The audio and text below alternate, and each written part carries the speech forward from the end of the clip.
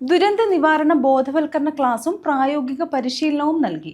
Doctor V Velukkutty Arayan memorial government vocational higher secondary സ്കൂളിലാണ് NDRF പരിശീലനം നൽകിയത്. Doctor V Velukkutty Arayan memorial government vocational higher secondary സ്കൂളിൽ NDRF ദുരന്ത നിവാരണ ബോധവൽക്കരണ ക്ലാസും പ്രായോഗിക പരിശീലനവും നൽകി. ഭൂകമ്പം, വെള്ളപ്പൊക്കം, തീപിടുത്തം, അടിയന്തര സാഹചര്യങ്ങളിൽ സ്വീകരിക്കേണ്ട സുരക്ഷാ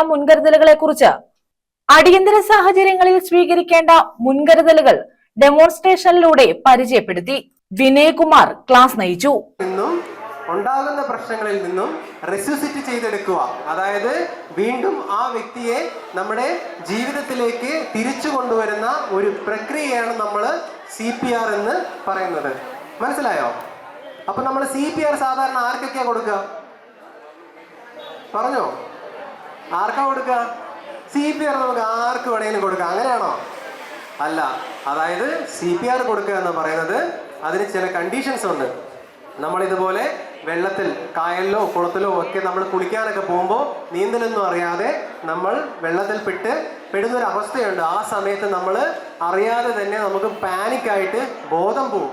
അതായത് അൺകോൺഷ്യസ് ആയ സമയത്താണ് നമ്മൾ ഇതുപോലെ CPR കൊടുക്കുന്നത്.